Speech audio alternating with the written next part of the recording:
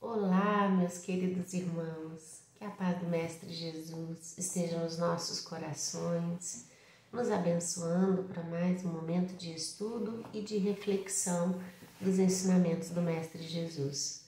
Hoje nós vamos fazer a lição de número 24 do livro Vidas Vazias. Estamos concluindo aí o nosso livro. Semana que vem trago para vocês o título da nova obra de Joana de Ângeles que estudaremos. Que assim dá tempo de todo mundo poder adquirir, né, a obra para a gente acompanhar aqui os nossos estudos. Hoje a lição 24, intitulada Em Respeito à Gentileza. Joana vai trazer na página de hoje os dados, né, as reflexões sobre a necessidade da virtude em si, do quão tem sido difícil a gente experimentar situações como essa no nosso cotidiano, qual a necessidade que nós temos de desenvolver no nosso coração, buscar lá no íntimo de todos nós as virtudes que nos caracterizam, a origem divina e também a compreensão que a gente necessita ter para aqueles que ainda nos afetam com a ausência da gentileza ou de qualquer outro gesto de generosidade, de respeito, de educação, de polidez, essas coisas todas que marcam a nossa trajetória da vida compartilhada com outras pessoas. Ela começa a lição dizendo assim: um observador cuidadoso notará que tudo no universo encontra-se sob a diretriz da lei de ordem, que responde pela harmonia cósmica. Em a natureza, depara-se a presença da beleza, que varia do infinito, obedecendo a um programa adrede elaborado.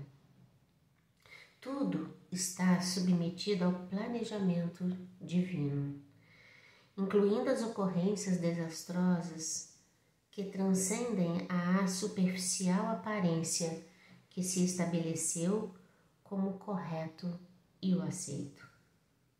Nos relacionamentos humanos, deveria viger de maneira equivalente a gentileza, através da qual mais rápido se faz o progresso. Todavia, em razão dos diferentes níveis de evolução das criaturas que constituem a sociedade, a ocorrência de atritos é mais constante do que a sua ausência. Nessas fases primárias da evolução, o egoísmo predomina e, em consequência, cada indivíduo sempre se atribui valores que não possui, atirando nos outros as suas imperfeições. Em face desta situação, mais comuns são as agressões, os choques de opinião, o desrespeito e todo um séquito de imperfeições espirituais e morais. Preocupados exclusivamente com o amor próprio, esses indivíduos são rudes, sem educação, desagradáveis, difíceis de conviver. Não seja, portanto, de estranhar que se vivam contrariedades contínuas, testes de paciência e de gentileza constantes. A conquista dos valores éticos faz-se muito lentamente, em razão da prevalência das qualidades morais lamentáveis. A convivência social correta é um verdadeiro desafio, em razão do desconhecimento ou do hábito de manter os requisitos da saúde e educação coletiva. Bom, vamos parar aqui, nesse pedacinho da lição. Joana está colocando aqui nesse momento para nós um panorama marcado pela dificuldade que nós temos de viver de forma apaziguada com as pessoas, de nos estruturarmos dentro de padrões morais, éticos, de respeito, de solidariedade. Ela coloca que, em função das imperfeições morais que nos caracteriza a jornada, essa caminhada ainda, tão no início, né, do processo evolutivo, que a gente se debate muito mais pelas ações improdutivas do que aquelas que constroem. Nesse aspecto, meus irmãos, é importante a gente pensar e refletir sobre a forma como a gente se enxerga nesse mundo. A ausência da gentileza ou de qualquer outra virtude é caracterizada pelo orgulho exacerbado que nós temos, pela dificuldade que nós temos de perceber o outro, o ser humano, com os valores que lhe caracterizam a vida, de não entendermos ainda que nós, na nossa trajetória, na condição que nós estamos, nós ainda, meus irmãos, somos muito imperfeitos. Existe uma fragilidade na nossa conduta, porque a gente ainda não consegue realizar todo o bem que a gente deseja. Olha que são níveis do processo de evolução. A gente pode estar num momento da nossa vida em que ser melhor, ser educado, ter uma conduta correta já seja uma preocupação e uma busca. E como os Espíritos responderam a Kardec, no capítulo que fala das virtudes, em O Livro dos Espíritos, só o fato da gente querer praticar uma virtude, isso já é uma virtude. O esforço, né? O esforço que a gente faz em tentar acertar, em agir correto, isso por si só já é uma virtude. E é uma virtude factível para a gente nessa vida. Nesse estágio de evolução, como Joana mesmo coloca aqui, que são os primeiros passos que nós estamos dando. Então, a arrogância desmedida, o orgulho exacerbado, que faz com que a gente se coloque numa condição de que somos já perfeitos, como se a gente não tivesse o que melhorar, ou como se, que é um outro ponto importante, ou como se aquilo que a gente já faz já está em condições de ser sempre o correto, que é o pensamento que marca a trajetória principalmente daqueles que tentam acertar, que são mais rigorosos consigo, que gostam das coisas muito certinhas, porque esse olhar, essa necessidade de não querer errar, de querer fazer as coisas certas, de certo modo, em tudo na vida, isso traz para as pessoas que tramitam nesse pensamento um rigor muito grande. Ao mesmo tempo, uma avaliação, uma autoavaliação de que, não, eu tô agindo direitinho, olha, eu penso dessa forma, eu me esforço para não errar, eu sou muito cuidadoso nisso aqui não passa despercebido, eu faço isso, eu faço aquilo, e nisso que faz isso, que faz aquilo, que acha isso, que acha aquilo, a gente acaba por achar que a gente já é dotado de certos valores e na grande maioria das vezes são valores ainda em processo de construção. É vitorioso pensar que a gente já evoluiu em alguma coisa, que a gente já consegue se preocupar, pelo menos, em agir direito. Mas é preciso constantemente questionar isso, se a gente realmente está agindo direito. E vale a pena pensar, meus irmãos, que a vida às vezes vai trazer para a gente certos desafios emocionais, psicológicos, das estruturas da relação com os outros, daquilo que a gente convive, da experiência que a gente tem, das situações que a gente compartilha.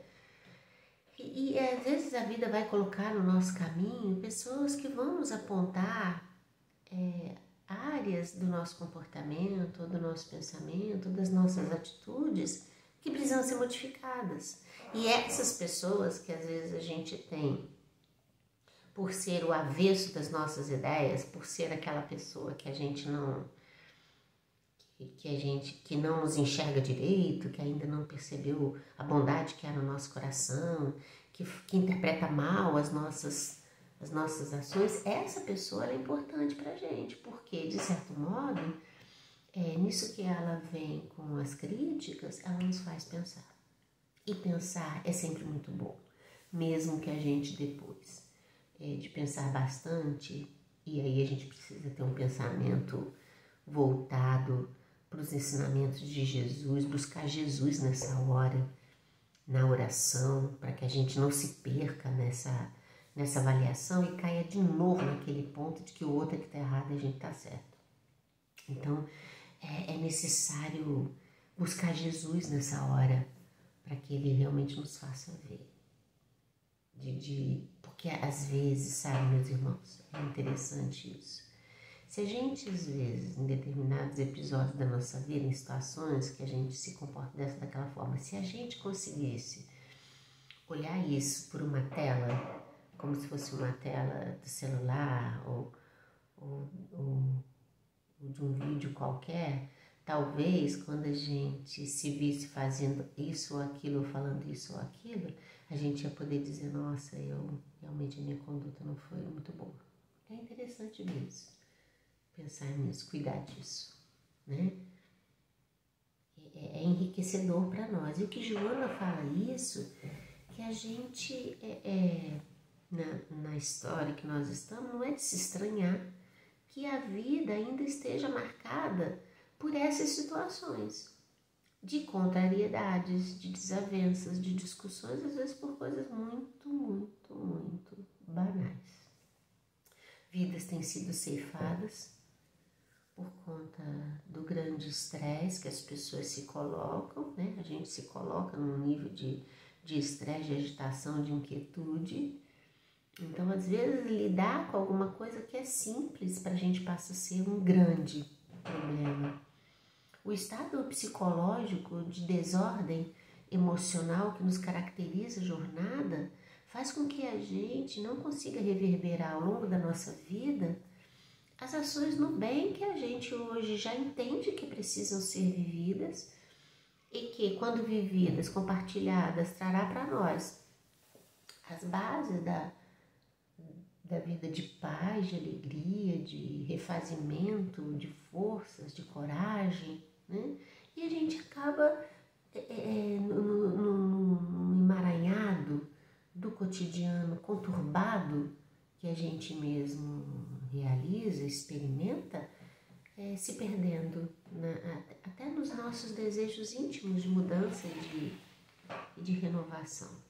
Então a mensagem ela traz para a gente a necessidade que nós temos de conquistar esses valores éticos do comportamento ilibado, da atitude cuidadosa, principalmente com o outro, para que a gente tenha garantido aí os nossos direitos, mas principalmente em respeitando o direito do outro, né, e não ultrapassando limites que nos são colocados pelo outro e que a gente precisa respeitar, a gente precisa zelar, cuidar, né?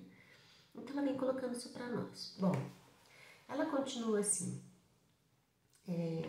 indivíduos vítimas de uma depressão crônica, né, que sempre se encontram mal-humorados, comportam-se de maneira reprochável, inamistosa, mas exigem tratamento gentil de todos que se lhe acercam. Ela está colocando aqui uma característica da pessoa que está num processo de depressão. Há pessoas que têm isso assim, o estado depressivo, da tristeza constante, da falta de alegria de viver, do limite das emoções, ou seja, tudo irrita, tudo incomoda, tudo aborrece, nada tá bom, nada se encaixa. ela está colocando que esses irmãos, nesse estado psíquico, em que a mente fica ali tramitando, né, em torno dessas energias, essas pessoas dificilmente conseguem ajustar a um comportamento gentil, amoroso, de alegria, porque intimamente eles não estão assim. E ninguém dá daquilo que não tem.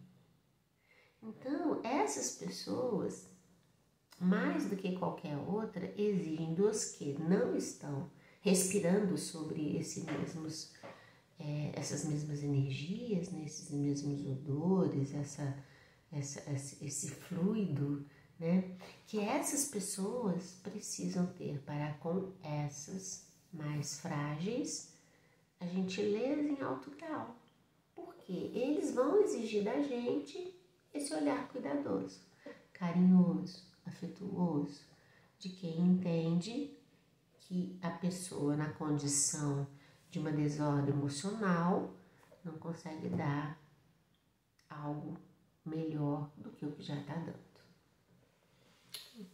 E sempre fica pra gente aquela observação, que isso não quer dizer que a pessoa não está dando o melhor que pode. Então, é preciso ter esse olhar de indulgência, né? Enfim, ela continua.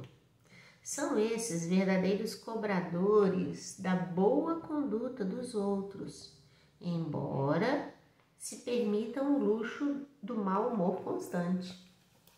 Olha o que ela coloca nesse caso específico dos espíritos em processos depressivos constantes, né, crônicos, e aqui ela está falando mesmo nem daqueles que recebem um diagnóstico de depressão aqui, não, na Terra, pelos médicos, não, da pessoa no estado psíquico, emocional, espiritual, né, é algo mais profundo que ela está colocando aqui mesmo. E nisso que ela coloca, ela diz assim, mas são esses que precisam mais até do que qualquer outro da ação gentil daqueles que o rodeiam. É lembrar das falas de Jesus que veio para cuidar, né, dos doentes, que os sãos não precisam de médicos. É isso que a gente... que Joana está nesse momento nos convidando a pensar, que aquela pessoa que está à nossa volta, às vezes é alguém da nossa família, às vezes é alguém do trabalho, né, ou um amigo, que cota de amor eu posso dispensar para essa pessoa, porque se o outro está nessa condição, exigindo da gente mais condescendência para as ações dele, para as atitudes dele. E prece, né? Esses irmãos precisam estar constantemente nas nossas orações, porque são irmãos frágeis, carentes da atenção, do afeto, cobram da gente amor mesmo. É isso, né? Ela continua, ante as luzes do cristianismo, que se fundamenta no amor, todo o esforço deve ser envidado para a lapidação das más inclinações que faculta a conquista dos postulados de que Jesus se fez modelar nos ensinamentos e na convivência. Passo a passo, são adquiridos os tesouros do conhecimento, que se incorporam ao ser e facultam a exteriorização do bem-estar, do equilíbrio, da solidariedade. Então, olha que ela coloca que a ação cristã se fundamenta no amor. O amor, por excelência, se fundamenta na ação de caridade para com o outro. Então, Joana coloca aqui que o esforço da gente de tentar alinhar os nossos propósitos de vida e a nossa conduta com a mensagem libertadora do cristianismo nos faculta condições de agir melhor em função das situações que a vida nos apresenta. e em favor dessas pessoas que caminham lado a lado conosco, necessitando da nossa atenção e cuidado. Aí ela disse que fazendo isso, nesse esforço contínuo, passo a passo a gente vai aprendendo mais, se fortalecendo nos conhecimentos, na vivência, que a própria experiência vai dar, que a própria vida vai trazer. E isso vai nos moldando o íntimo a ponto das nossas ações no bem serem naturalmente vivenciadas com um valor já adquirido. Ela continua. A ação da caridade, que é o momento mais nobre do amor, o seu clímax, torna-se ocorrência normal na forma de conviver-se umas com as outras criaturas. Eis porque, nos estudos do Evangelho de Jesus, a questão moral se faz relevante, porque é através da transformação interior do candidato que se comporta como exemplo de fé, um mensageiro da alegria e da gentileza. Jesus permanece como o homem mais gentil que a humanidade jamais conheceu. A gentileza como esse valor moral, né, meus irmãos? Não é só da polidez do comportamento. Claro que a pessoa cuja gentileza se faz como comportamento, naturalmente será uma pessoa polida e educada. Joana está indo muito além disso. Joana não está falando da polidez, do que está no exterior, porque às vezes a pessoa é polida, educada, mas no fundo ela não sente ou vive essas questões, né, do amor, da prática do bem. Joana está falando da aquisição moral, que vai muito além, e aí nesse aspecto a polidez acontece naturalmente. Ela coloca, falando ainda de Jesus, todo o seu apostolado é um hino de exaltação ao equilíbrio, à harmonia, à gentileza. Vivendo um período de atraso espiritual, Jesus soube enfrentar a soberba que dominava nas criaturas, que ele viera para educar, para auxiliar e se transformar em luzeiros capazes de abreviar os dias de treva e de ignorância. Em toda a parte havia aspereza, havia agressividade, indiferença e desamor. As lutas pelo poder enganoso exauriam os apóstolos do bem. Né? A gente tem isso na história do cristianismo, porque fazer o bem, agir corretamente na época do Cristo era algo desafiador. Uma sociedade marcada pela violência física, moral, psicológica, né? Do poder pelo poder, da humilhação do outro, que no pensamento do poderoso da época, né, no olhar da vida física, era seu subalterno, seu escravo, sem valor, sem respeito.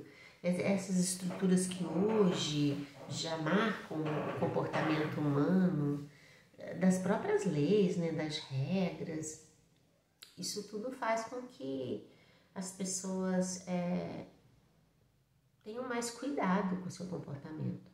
Veja bem, hoje nós temos leis que regulam o comportamento humano. E vivemos um momento em que as pessoas, elas cada vez buscam mais isso.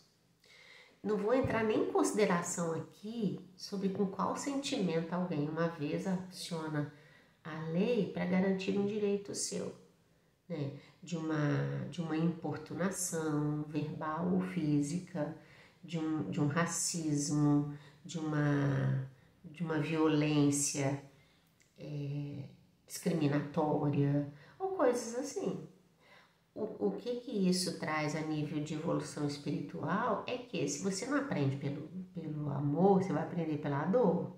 Então, se você também não aprende as coisas por uma lei natural de conduta e de autorregulação desse comportamento, a vida vai dar chance para isso acontecer.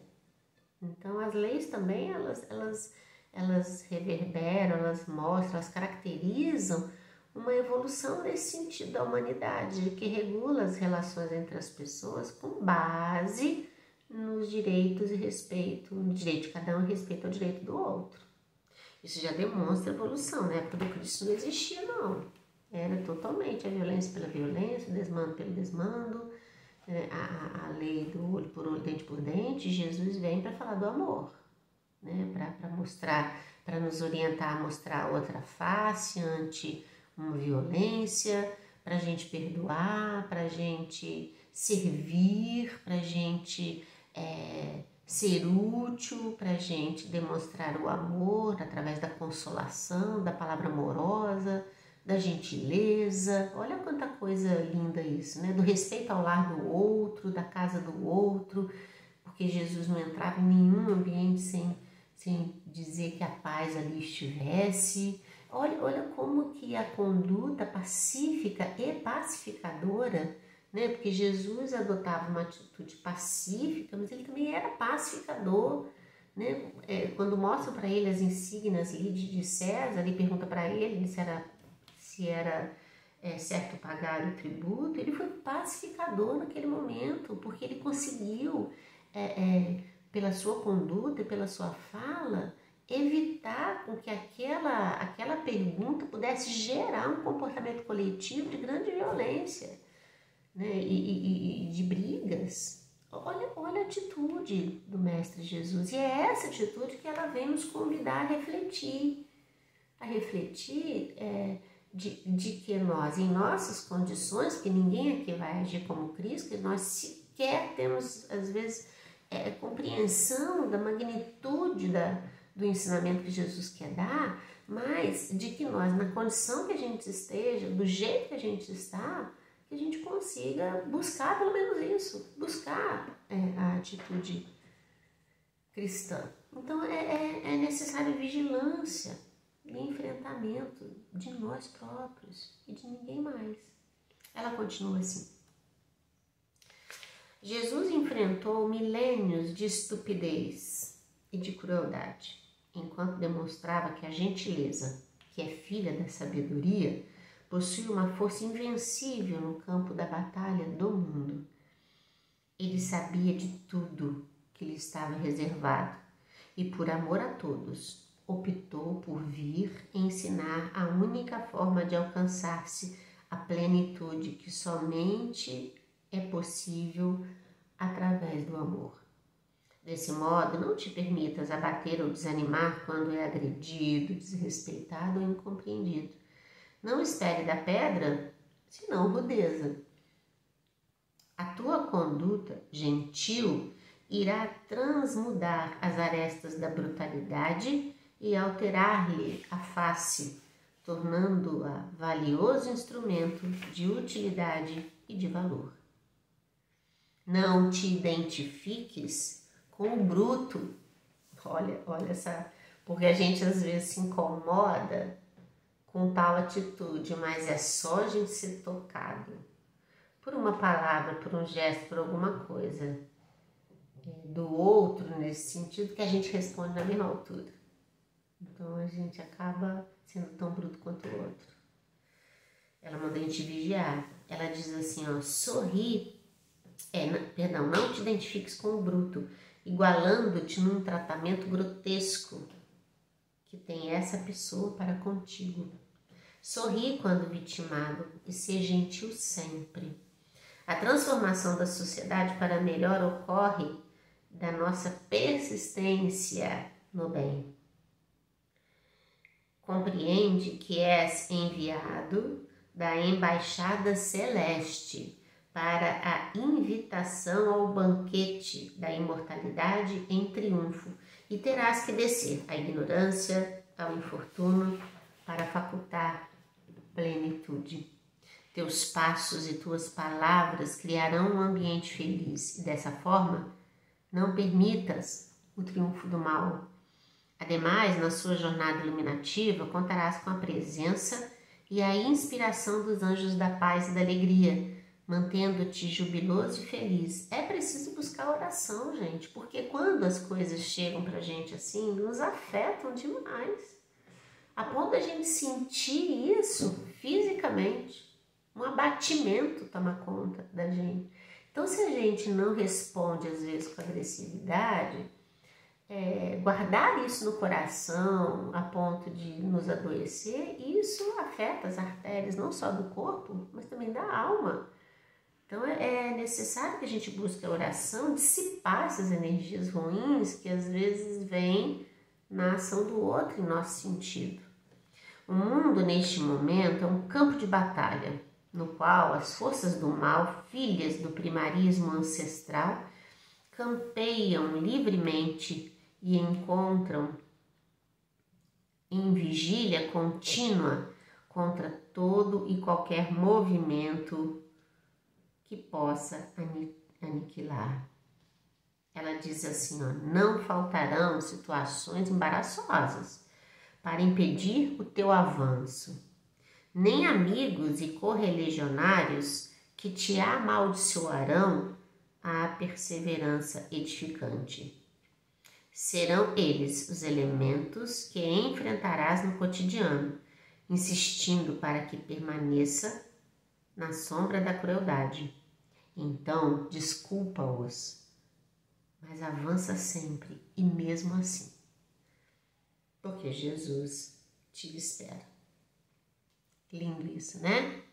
Linda essa lição. Ela fecha assim: amanhecem dias novos, anunciando a vitória do amor. Confia, então. A tempestade não é clima natural do planeta, mas sim é a primavera da gentileza. Sê, portanto, hoje uma flor para frutificar em bênçãos do futuro. Joana está falando do que nos espera num mundo regenerado, de uma vivência melhor, onde o bem se sobreporá ao mal e da capacidade que nós teremos de viver dias melhores, mais brandos, mais suaves. Mas a gente precisa buscar isso. Entender que esse estado caótico, psicológico, emocional, vivencial que nos encontramos tem data certa para acabar. A gente precisa caminhar pelo bem de nós próprios, das pessoas que estão à nossa volta, tentando mais compreender do que querer ser compreendido. Que Deus nos abençoe nessa jornada de evolução, que Deus nos proteja, que Deus nos ampare, porque a gente precisa muito da ajuda divina para não errar e para não se perder mais uma vez.